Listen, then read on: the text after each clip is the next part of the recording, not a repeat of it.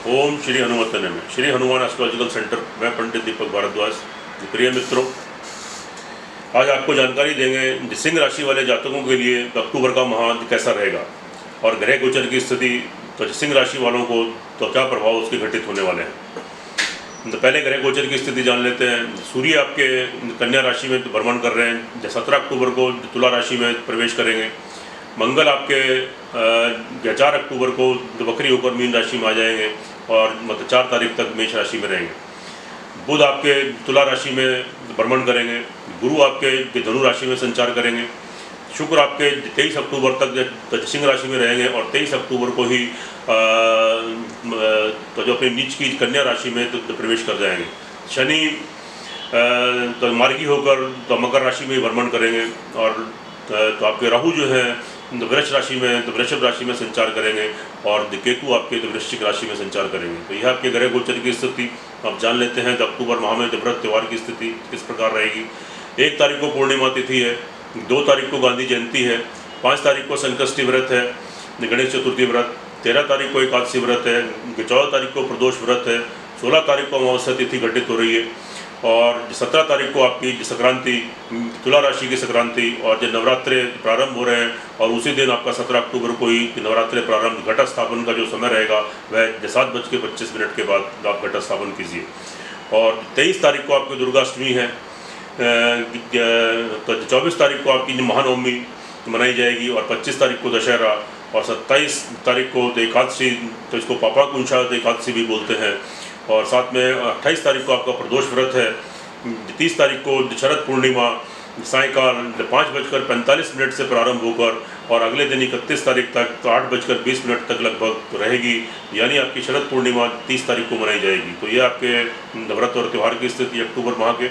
अब जान लेते हैं सिंह राशि वाले जातकों के लिए अक्टूबर का माह कैसा रहेगा। पहले आप मेरे चैनल को सब्सक्राइब करें, बेल आइकन बटन दबाएं और इसको शेयर करें। तो आप जानकारी लेते हैं सिंह राशि वालों के लिए। तो जो स्वास्थ्य की दृष्टि से तो स्थिति आपके अनुकूल है, तो आपके फेवर में रहेगी और यहाँ पर आपका आत्मविश्वास भी आपका बना रहेगा। तो आप कॉन्फिडेंटली आप तो संयम पूर्वक अपने आत्मविश्वास के बल पर कोई कार्य करेंगे, उसमें आपको सफलता जरूर मिलेगी। और साथ में तो आपकी तो हेल्थ, आपका स्वास्थ्य भी तो आपका ठीक रहेगा। थोड़ी बहुत ही तो मामूली तो आपको तकलीफ क्रिएट हो सकती है, लेकिन वो सॉल्व हो जाएगी। तो स्थिति आपके अनुकूल है। तो घर परिवार की दृष्टि से बात करें तो यहाँ भी स्थिति आपके अनुकूल है, लेकिन मतलब 23 तारीख के बाद तो यहाँ पर थोड़ी सी प्रॉब्लम, तो अचानक से आपको परिवार की तरफ से कोई प्रॉब्लम आपको आ सकती है। परिवारजनों से कोई आपको दुख तकलीफ या कोई तो मन मुटाव या कोई मतभेद या कोई पैसे का फाइनेंस का नुकसान। और 23 तक स्थिति ठीक है। 23 तक तो आपके धन कोष में कोई वृद्धि हो सकती है और साथ में आपको परिवार वालों का पूरा सहयोग मिलेगा। लेकिन 23 तारीख के बाद धन और परिवार की तरफ से तो स्थिति आपके अनुकूल नहीं है। तो यहाँ स्थिति थोड़ी प्रतिकूल बनेगी। तो थोड़ा तो जो है तो अक्टूबर के तो जो आपका तो आखिरी सप्ताह है, लास्ट में आप थोड़ा ध्यान दें और कुछ आर्ग्यूमेंट वगैरह बहुत ज़्यादा ना करें, नहीं तो आपकी मतभेद डिफरेंसेस परिवार वालों से बढ़ सकते हैं, आपको कोई तकलीफ हानि हो सकती है और आपके धन कोष का भी आपका नुकसान हो सकता है। तो आत्मविश्वास आपका बना रहेगा और तो यहाँ स्थिति आपके अनुकूल बन रही है। लेकिन जो 17 तारीख को वहाँ पर आपके जो सूर्य तो अपनी मतलब नीच की राशि में आएंगे, तो 17 तारीख के बाद थोड़ी इरिटेशन, फ्रस्ट्रेशन, कन्फ्यूज़न और कॉन्फिडेंस में कमी, थोड़ी नकारात्मक विचार, नकारात्मकता, तो ये सब आपके मतलब दिमाग में आएगी। तो 17 के बाद लेकिन फिर भी वहाँ बुध आपको सपोर्ट कर रहे हैं, तो आपको आपके हेल्थ को तो आपके आत्मविश्वास को बढ़ा रहे हैं। लेकिन वहाँ सूर्य की वजह से आपको थोड़ी तकलीफ आ सकती है, इससे थोड़ी आंखों में तकलीफ या थोड़े स्किन के रोग वगैरह, तो ये सब तो आपको तो कोई दाद, खाज, खुजली तो या बीपी से संबंधित तो कोई प्रॉब्लम, आपको ब्लड से रिलेटेड कोई प्रॉब्लम क्रिएट हो सकती है। तो थोड़ा पित्त का प्रकोप भी हो सकता है। तो थोड़ा संभल कर रहें, खाने पीने के ऊपर थोड़ा ध्यान दें और थोड़ा संयम से काम लें।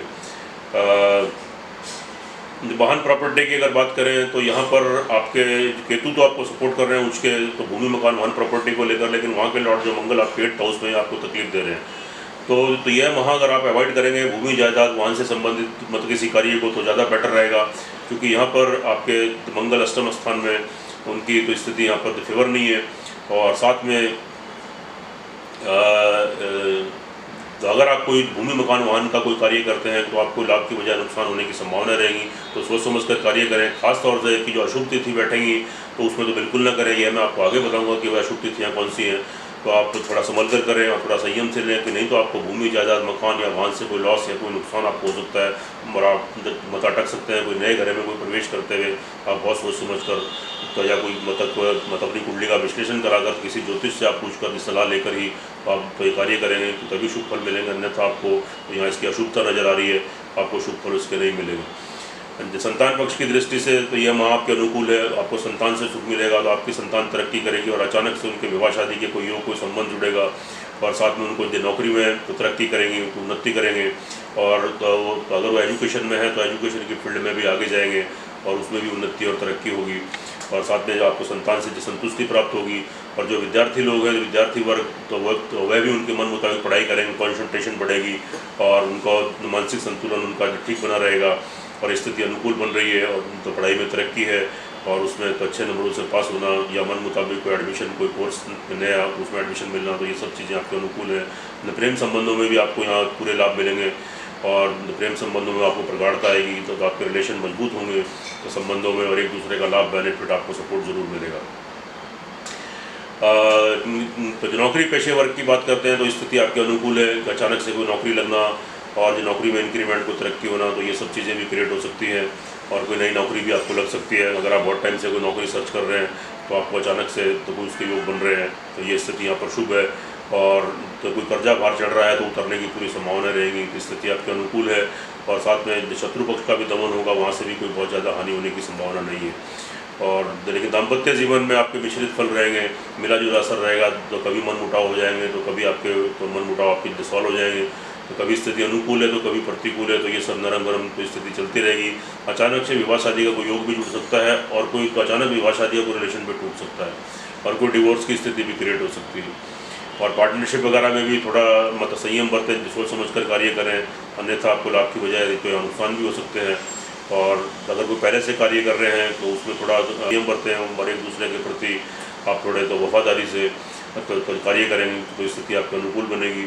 तो लेकिन अचानक से कोई दुर्घटना आदि का भय भी हो सकता है और भाग्य आपको यहाँ सपोर्ट नहीं कर रहा है क्योंकि आपके भाग्य से अष्टम स्थान में मंगल, तो आपको वहाँ तो जो आपके भाग्य उन्नति में रुकावट पैदा कर रहे हैं, तो इसका उपाय मैं आपको बाद में बताऊंगा क्योंकि यहाँ पर आपका 4th हाउस के लॉर्ड भी आपके मंगल हैं, भाग्येश भी आपके मंगल हैं, 8th हाउस में जाके आपको डिस्टर्ब कर रहे हैं, यानी आपके भाग्य की उन्नति में जो बाधा तो डाल रहे हैं तो उसको रुकावट दे रहे हैं और साथ में भूमि मकान वाहन प्रॉपर्टी से संबंधित कोई नुकसान की संभावना भी आपको क्रिएट कर रहे हैं मंगल। तो आगे मैं आपको मंगल का उपाय बताऊंगा कि जिससे स्थिति आपके अनुकूल बनेगी और आपको नुकसान अगर होंगे तो आपको 10-5% ही होंगे, 80-90% आपको प्रोटेक्शन मिलेगा, तो आपको मंगल की सुरक्षा प्रदान होगी।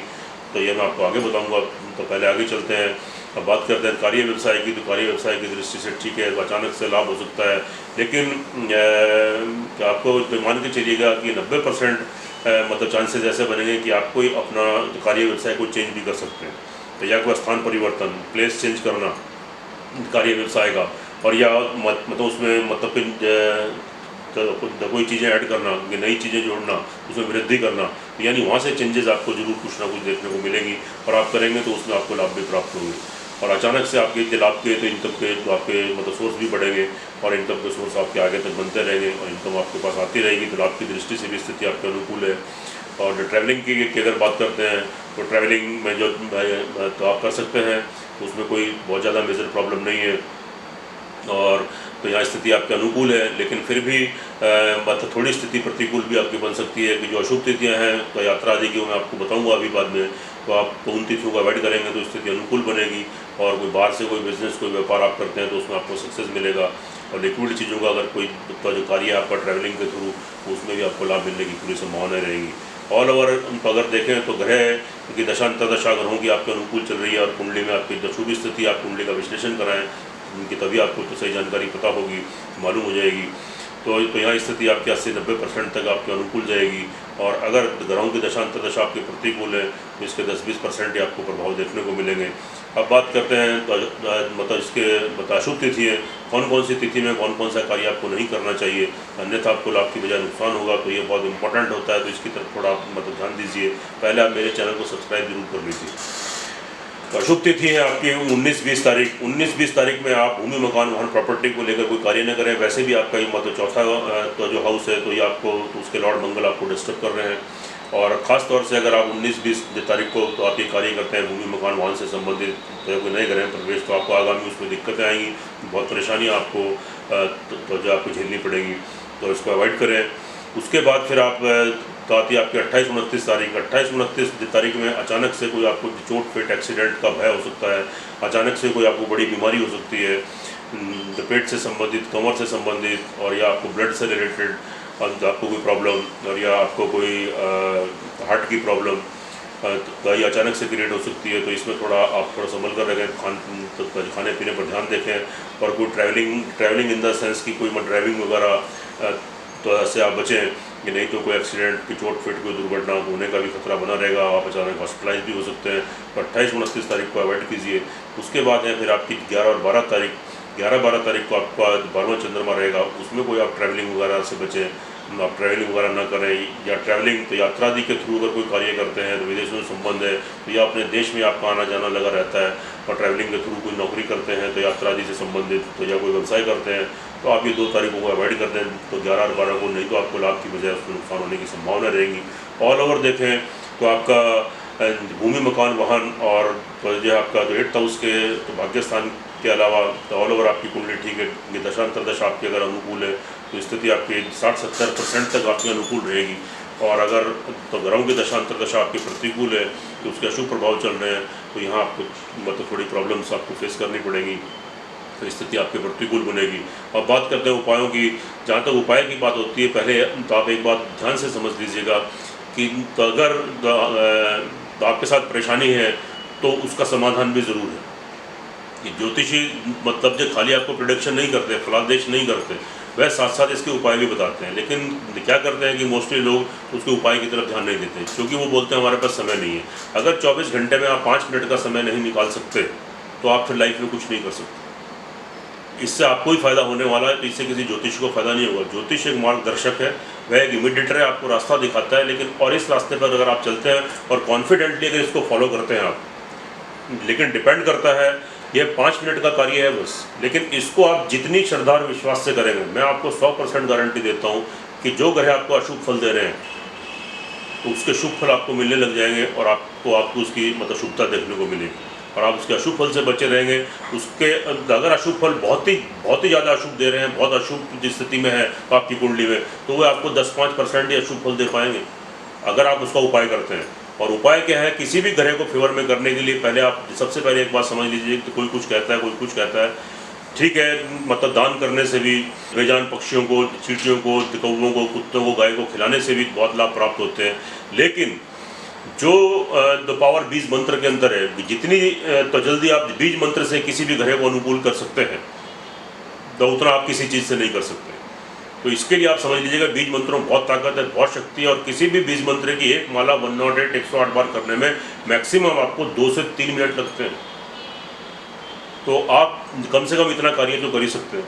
तो आप क्या कीजिए, अब मैं आपको इसका उपाय बताता हूँ, और इसको श्रद्धा विश्वास से कीजिए, तो कॉन्फिडेंटली कीजिएगा, तो कंसंट्रेशन से कीजिएगा, तो आपको इसके रिजल्ट ज़रूर मिलेंगे, 100% मिलेंगे। फिर आप मुझे इसके कमेंट भी करेंगे और आप मुझे बताएंगे। तो इसका उपाय क्या है, ओम गंग गणपते नमः। किसी भी मंत्र या पूजा पाठ से पहले गणेश जी का ध्यान करना जरूरी है, और ओम गंग गणपते नमः से तो बेहतर कोई मंत्र नहीं है, क्योंकि यह गणपति का गंग जो है बीज मंत्र है, एकाक्षर गणपति मंत्र है। इससे तो यह मंत्र आपका विघ्न विनाशक, सुख समृद्धि धनदाता, धन की प्राप्ति कराने वाला, विद्या बुद्धि की प्राप्ति कराने वाला, और किसी भी अनिष्ट का निवारण करने वाला। और सर्वप्रथम जब आप किसी भी भगवान की पूजा करते हैं, अगर आप गणेश जी की पूजा नहीं करते तो आपकी कोई पूजा सफल नहीं होगी। तो आप क्या कीजिए, सबसे पहले ओम गंग गणपते ने में ओम गंग गणपते ने 108 टाइम्स आपको 1.5 या 2 मिनट लगेगा 108 बार बोलने में, बहुत ज़्यादा समय नहीं लगेगा। उसके बाद फिर आप एक मंत्र का जाप कीजिए, मंगल का भौम मंत्र। और इस मंत्र का जनरली अगर आप वैसे भी जाप तो इसका जाप करते हैं तो भूमि मकान वाहन प्रॉपर्टी, पुत्र की प्राप्ति, असाध्य रोग, बहुत सारी प्रॉब्लम आपकी ऑटोमेटिक आपकी मतलब जो सॉल्व होती है। तो मंत्र है ओम क्रांग क्रिंग क्रोंग सह भौमाय नमः, ओम क्रांग क्रिंग क्रोंग सह भौमाय नमः, ओम क्रांग क्रिंग क्रोंग सह भौमाय नमः। 3 मिनट लगेगा तो इसको 108 बार बोलने में, और 2 मिनट गणपति के मंत्र में। कितने हुए, 5 मिनट। तो ये 5 मिनट आप श्रद्धा विश्वास कॉन्सेंट्रेशन से प्रतिदिन कीजिए, और मंगलवार को अंडा मांस मछली का त्याग कीजिएगा।